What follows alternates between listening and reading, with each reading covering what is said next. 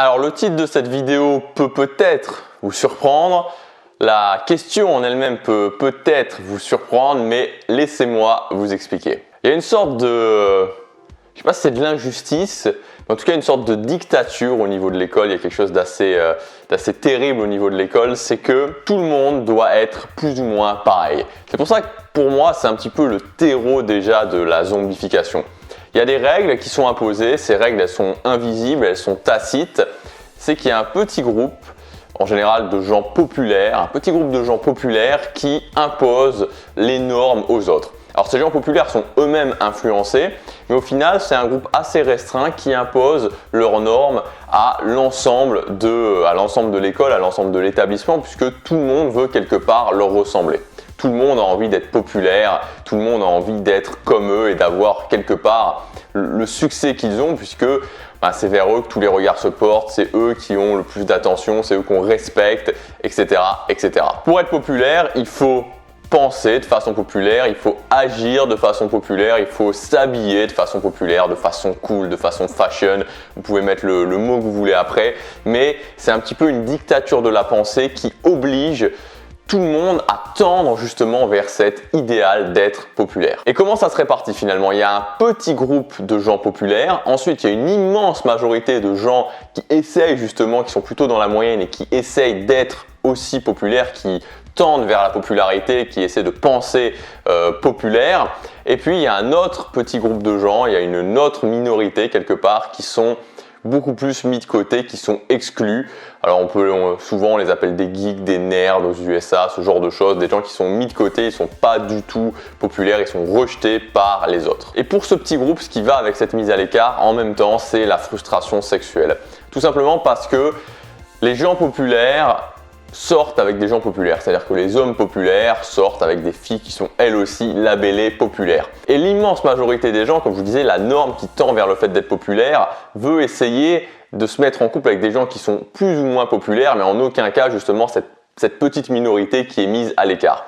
Donc cette minorité est mise à l'écart, est considérée comme différente des autres et est frustrée sexuellement. Et il y a quelque chose qui m'est apparu il y a quelques temps, c'est que beaucoup de gens qui avaient du succès, qui avaient un énorme succès, voire qui avaient un succès incroyable, faisaient justement partie de cette petite minorité qui avait été mise à l'écart et qui était frustrée sexuellement. Et pour être très précis, je vais prendre un exemple qui est celui du web francophone. Alors au niveau des entrepreneurs, au niveau des marketeurs, des blogueurs, éventuellement de certains youtubeurs, mais les youtubeurs qui ne sont pas des youtubeurs divertissement, j'insiste là-dessus sur des youtubeurs qui sont des youtubeurs messages, il y a une grande partie en tout cas qui faisait partie de communautés de séduction.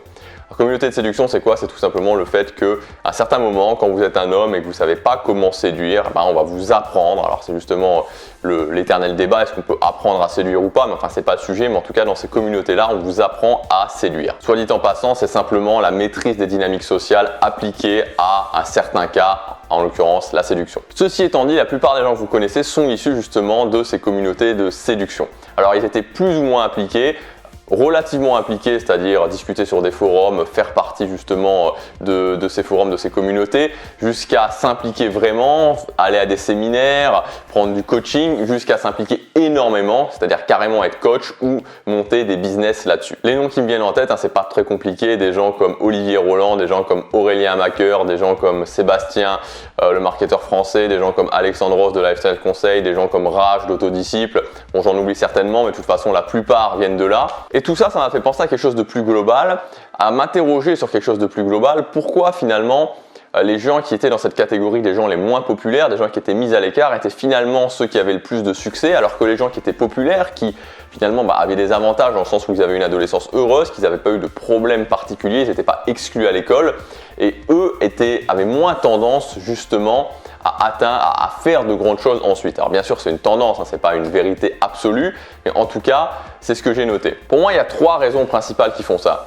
La première raison c'est que la frustration sexuelle c'est une source d'énergie incroyable, et la frustration en général est une source d'énergie incroyable. Quand vous êtes un adolescent, que vous avez 15, 16, 17 ans, et que vous vous sentez rejeté par le sexe opposé, qu'il y a cette fille, et c'est un petit peu cliché de dire ça, mais c'est souvent le cas, cette fille avec qui vous voudriez sortir mais qui vous rejette et qui peut être dans votre classe, que vous pouvez voir régulièrement, c'est une source d'énergie incroyable. C'est une source d'énergie absolument sans limite, puisque cette frustration justement est une source d'énergie.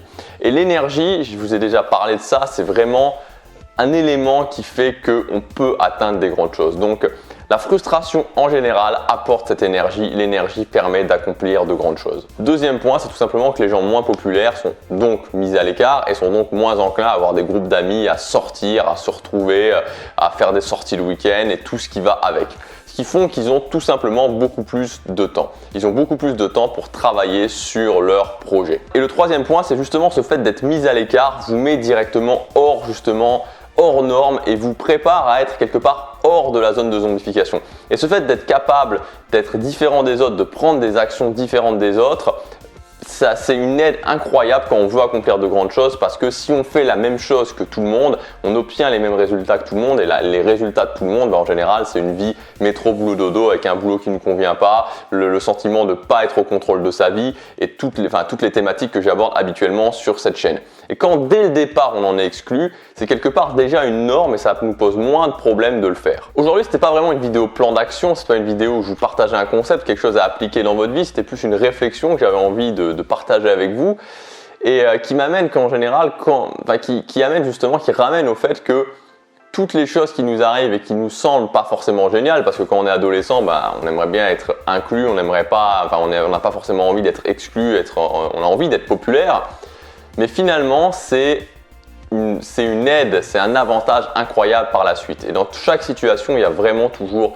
dans chaque situation qui est désagréable, et c'est en ça que ça peut nous servir, il y a une opportunité, il y a quelque chose à creuser, quelque chose qui peut en fait se transformer en avantage pour la suite. Alors peut-être que vous n'êtes pas d'accord avec moi, vous pouvez partager évidemment votre avis en commentaire si vous avez un avis là-dessus. Moi, mon sentiment, c'est justement que ce fait de ne pas être populaire, ce fait d'être exclu du groupe, amène un avantage incroyable pour la suite. Et en général, alors je prends un exemple qui est l'exemple de Bill Gates, puisque c'est quelqu'un où j'ai lu pas mal de choses dessus, notamment dans le livre Outliers, et qui très rapidement avait justement ses 10 000 heures de travail parce qu'il travaillait énormément sur son projet, qui je pense était quelqu'un qui n'était pas spécialement populaire à l'école.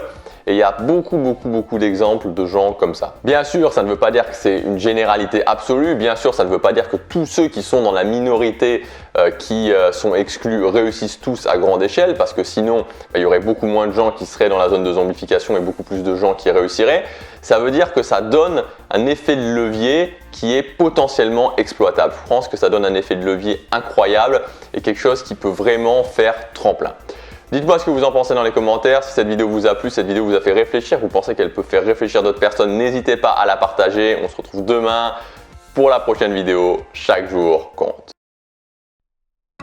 Quand j'ai écrit le titre de cette vidéo, quand j'ai écrit le plan de la vidéo, j'ai rigolé un petit peu tout seul parce que ça me fait vraiment penser à, vous savez, ces genres de magazines où vous avez une question, vous avez un grand titre du genre êtes-vous fait pour trouver l'amour? La réponse dans un test en 10 questions. Donc ça m'a fait un petit peu penser à ça. Et c'est vraiment un titre, c'est vraiment quelque chose que les gens recherchent. Comment je peux vraiment être moi-même? Et en général, pourquoi on se pose cette question?